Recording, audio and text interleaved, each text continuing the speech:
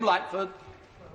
Thank you, Mr Speaker, and can I thank Her Majesty for coming to the Houses of Parliament today to deliver the humble address, and of course our thoughts remain with her, given the sad passing of her husband, the Duke of Edinburgh, some weeks ago. And can I also welcome the new member for Hartlepool to her place this afternoon. It was a joy to hear the motion being proposed by the member for North West Cambridgeshire. I think he knows I have some friendship with him. He and I served together when he was the Pensions Minister 6 years ago and I was the SNP Pensions spokesperson. I can remember the first meeting that we had in his office and the look of horror on his face when we were met by the Baroness Altman.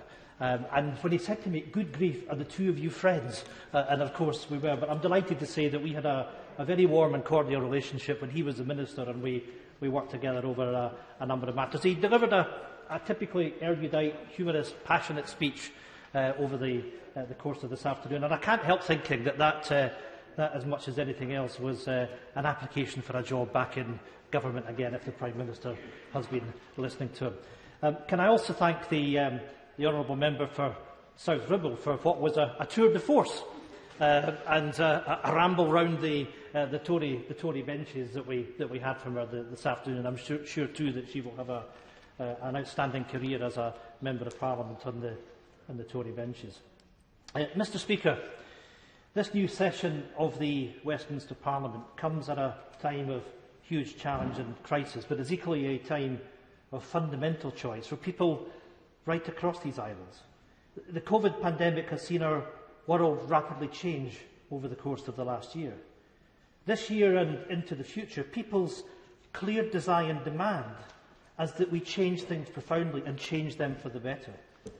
And that, Mr Speaker, is exactly why the electoral results over the course of the last week represent such a historic and defining moment. Because last Thursday, the people of Scotland turned out in record numbers, the highest turnout that we have seen at a Scottish parliamentary election, to re-elect the SNP government for a fourth consecutive term.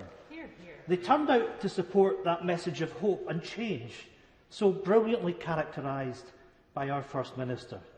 It was an election that broke nearly every record in the book, and it is a result that will continue to reverberate. That electoral earthquake now opens the democratic path that will shape Scotland's future. And let's be clear, that future will be Scotland's hands, and it will be the people's choice, and nobody else.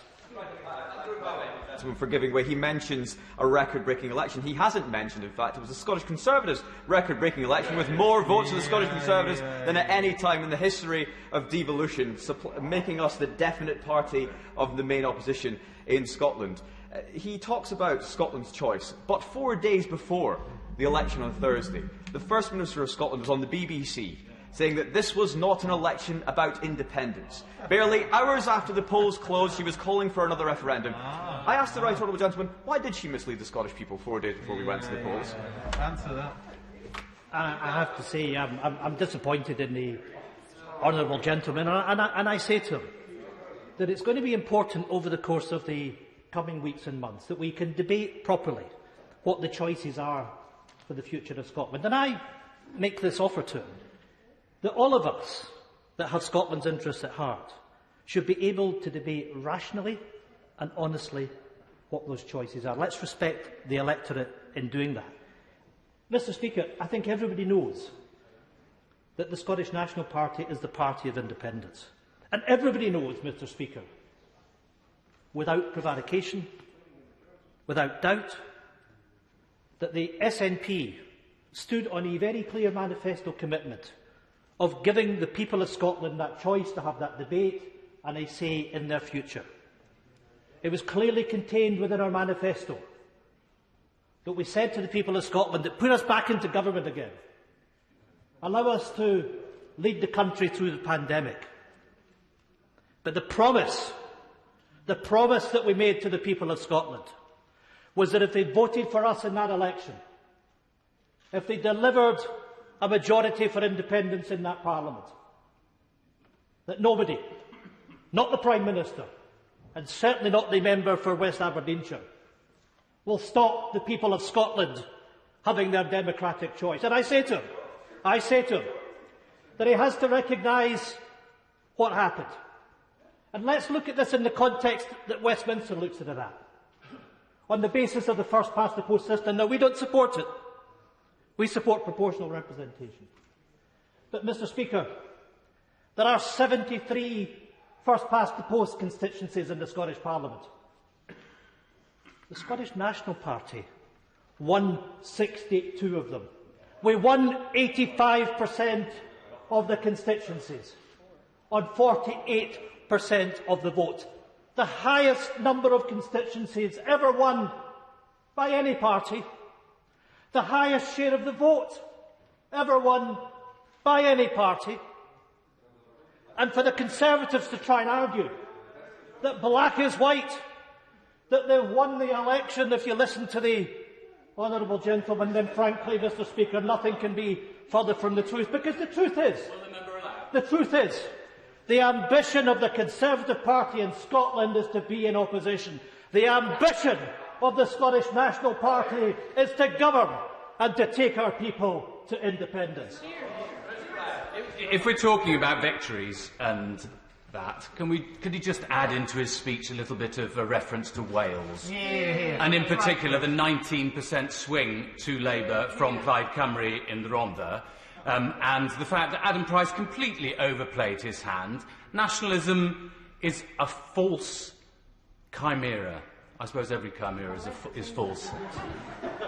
He shouldn't put all his trust in one line.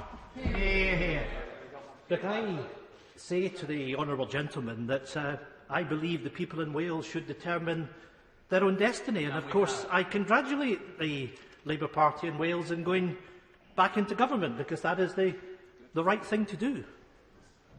But I say to this House, and I say to this Prime Minister, that we were told in 2014, when we had the independence referendum, that we would be respected in this House, that we were to lead the United Kingdom.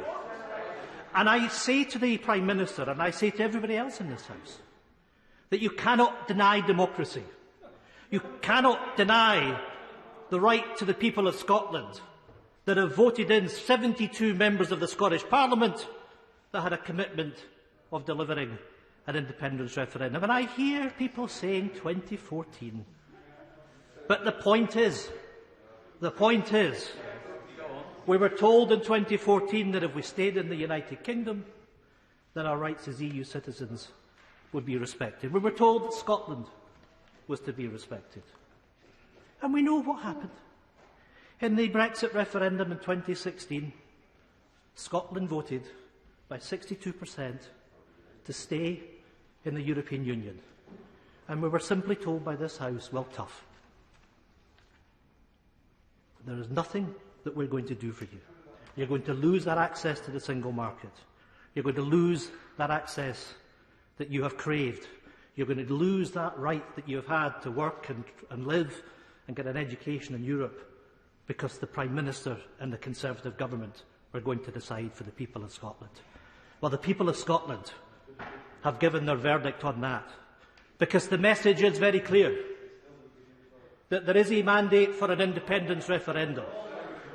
And let me put this House on notice that it's the people of Scotland and our Parliament that will determine when that independence referendum will take place. And just, I hear the mocking which is going on. But we didn't win. We didn't win. Can you believe it? You know what? We've just taken 2 seats from the Conservatives in the election. The seat of Edinburgh Central and the seat of Ayr. I don't know what you call winning, when by the Westminster rules you win 62 of the 73 seats. And by the warped logic of Conservative backbenchers, we haven't won. It's a parallel universe that the honourable member lives in, if that's what she believes. And if I'm most grateful to the honourable member. I'm sure that he will join in me in wondering how this House will hold Welsh Labour to account in having moved its manifesto so much that they can talk about parking their tanks on Plaid Cymru's lawn. But Plaid Cymru made that lawn. Well, I thank the honourable lady for that intervention, and hopefully the light that we have shone in Scotland gives an example to the people of Wales and Plaid Cymru that they should follow us and find their way back into Europe as an independent country. Mr. Speaker, putting on the record the scale of the SNP victory and achievement, putting on the record the verdict of the Scottish people, is especially important given today's context. Because today, this Tory government puts forward its policy programme for this new session. The Prime Minister gained the authority and the mandate to do so when his party was re-elected to office in 2019. Re-elected, I might add, with a significantly smaller vote share than was achieved by the SNP in Scotland last week. In that election, the Prime Minister put forward a manifesto with the policies he said he and his party would implement. Those of us on the opposition benches have the right to oppose many of these policies, and we will do so and do so forcibly. But if the Prime Minister secures a majority in this House, that mandate from the manifesto will be legally implemented. It is a pretty fundamental principle and should be simply a simple concept. It's called parliamentary democracy. And yet, Mr. Speaker, a few short days after a landslide victory in Scotland, it is that very basic principle of democracy, that right of governments to propose and implement their manifesto commitments, that this Tory government is threatening to undermine. By doing so, they are threatening a new low level of hypocrisy and of disrespect.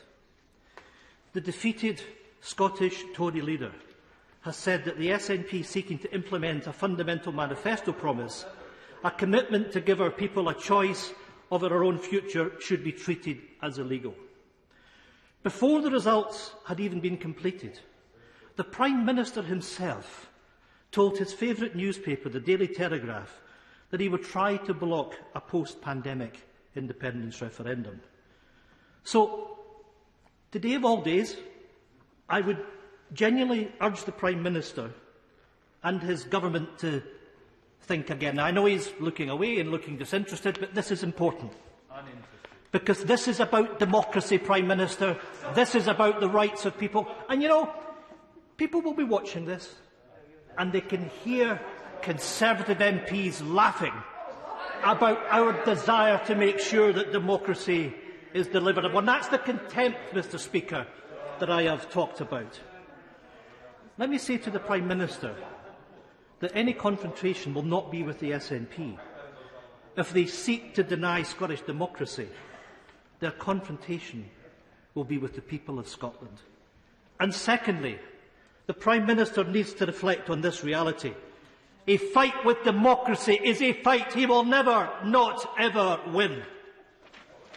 You know, I know the Prime Minister doesn't want to see this, hear this, but he might look to try and show some degree of interest as to what is going on, because what we're seeing is the contempt that we have for Scotland from this government. Mr. Speaker, today's Queen's speech and this Tory policy programme also emphasises another important point. Last week's elections brought into stark focus the chasm in the political choices being made in different parts of the United Kingdom. Because the differing values and leadership between the Prime Minister and our First Minister, and the tale of two governments in London and in Edinburgh, has crystallised that choice of two futures. Time and time again, the majority of people in Scotland back a progressive, inclusive, outward-looking vision for the future of our nation. This has been our direction of travel since we gained some powers through devolution. And yet, in this Westminster Parliament, we are facing many more years of right-wing, Brexit-obsessed Tory governments that we didn't vote for, taking us in a direction that we haven't chosen. That clear divergence in political direction is simply not sustainable. Scotland has chosen a different path. And as we look beyond the pandemic and build the recovery, our alternative to these Tory values and their vision was set out in our manifesto. Unlike this Tory government, the SNP manifesto has the support of the Scottish people. The policy programme the SNP put before the people of Scotland will move our country forward, making it fairer, greener and more prosperous. The First Minister is already back at work and getting on with the job. Our alternative to this Queen's speech is already in action. With health and social care services being one on the front line of the pandemic, this new elected SNP government will now deliver a 20% increase in frontline NHS spending, a total of £2.5 billion.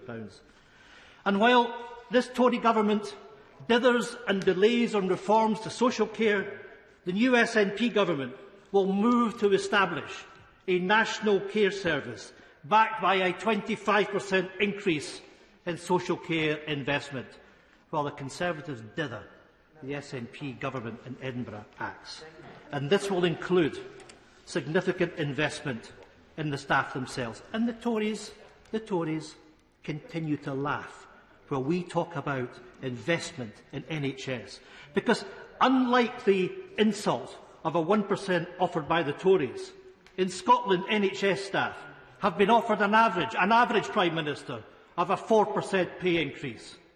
And the new National Care Service, backed by £800 million, will enable the government to offer a national living wage to all care staff. It's little wonder the Prime Minister hangs his head in shame, and so, Mr Speaker, so he should. To invest in the next generation, the SNP government will invest over £1 billion over the next Parliament to close the school attainment gap and to recruit 3,500 additional teachers and classroom assistants.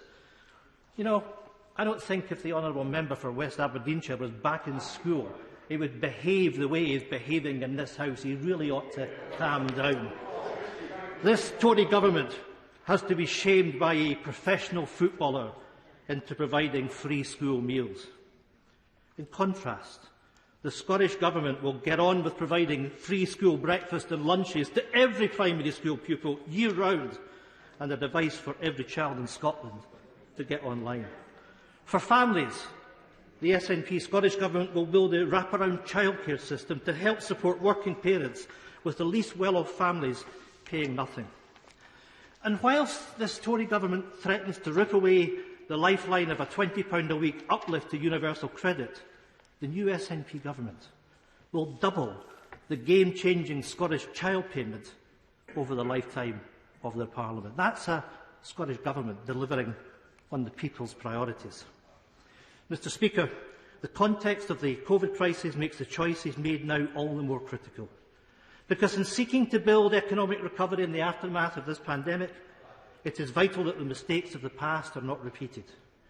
Instead, though, the budget in March and this Queen's speech is clearly laying the grounds for more Tory austerity and more Tory cuts.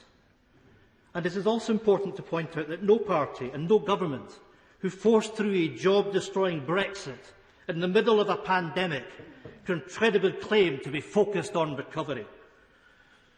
With the powers we have, the SNP Scottish Government is doing everything it can to mitigate against this damage and seeking to protect our businesses. We believe a fair recovery should follow the example of the Biden administration. It must be investment-led. At the centre of the SNP's recovery plans are an economic transformation which would have fair work and the climate emergency at its heart. This will include an investment of £500 million to support new jobs and to retain people for the jobs of the future, as well as funding the young person's guarantee of a university, college, apprenticeship, training place or a job for every young person that wants it. The SNP government will also embark on a massive programme of capital investment. Over £33 billion will be invested over the next 5 years in our national infrastructure, directly supporting 45,000 jobs. And an SNP government will deliver a further 100,000 homes by 2032, with investment of £3.5 billion over this Parliament, which will support 14,000 jobs a year. Mr Speaker, ahead of the COP26 conference in Glasgow in November, enhancing and expanding our world-leading climate action policies will be a key priority. The SNP government will deliver a green transport revolution by providing free bikes to all school-aged children who can't afford them, remove the majority of fossil fuel buses from public transport, ramp up investment in active travel and bring ScotRail into public ownership with the aim of decarbonising the rail network by 2035. There is also a commitment to decarbonising the heating of 1 million homes by 2030. Mr Speaker, this is the vision and values we will use to fuel the recovery with the limited powers of devolution we now hold. But the COVID crisis has laid bare the need to equip our Parliament with the full powers it needs to drive our long-term recovery. If we are to fully build the kind of country we want to see, it is clearer than ever before that we need the full powers that we can only deliver with independence. Powers to borrow and invest in our economy and in our people. Only then can we build the country that truly and fully reflects our choices, our values and our priorities. A country that lifts children out of poverty instead of wasting sums of money on yet more nuclear warheads. A country that gives our young people, instead of stopping their freedom of movement across the European continent, the ability to travel. A country that welcomes the world instead of imposing a hostile immigration policy that damages our economy. A country that respects and values refugees that were allowed to vote in our election last week, instead of proposing a law in this Queen's speech that will rip up the Refugee Convention. But, Mr. Speaker, just as it's right to point out the opportunity before us, it is also right that we are honest about the risks to recovery if we remain trapped in a broken Westminster system. Because hidden in this new legislative programme from the Tories lies a familiar threat. Just as the Internal Market Bill was a blatant assault on devolution, this Queen's speech doubles down on that agenda with further power grabs on state aid and other aspects of devolved spending and powers. Only yesterday were more media reports of the UK government seeking to spend money directly in devolved areas in a desperate attempt to shore up support for the Union. The Tory plan has now been obvious for some time. Their plan is to hand this Prime Minister and his government more powers to control our choices and dictate our future. It is one more powerful reason for Scotland to choose a very different future. Mr. Speaker, post-Brexit and post-pandemic, Scotland now has the choice of two futures. We know the past Westminster has imposed, and we now know the future that it will inflict. Westminster has chosen its future, a job-destroying Brexit, a return to austerity cuts and more attacks and devolution. Today's legislative agenda confirms and cements that choice. For Scotland, the choice over our own future is now ever clearer and ever closer. We have repeatedly said that our immediate priority is to steer people safely through this pandemic and to kick-start the recovery. We remain true to that commitment. But when this crisis has passed, there is now a fresh democratic commitment to give the Scottish people the right to choose an independent future. The Prime Minister would do well to listen to the First Minister. An independence referendum is now a question of when and not if. On these benches, we relish the opportunity, the debate and the democratic decision that now inevitability waits, and we look forward to Scotland rejoining the independent nations and the European Union.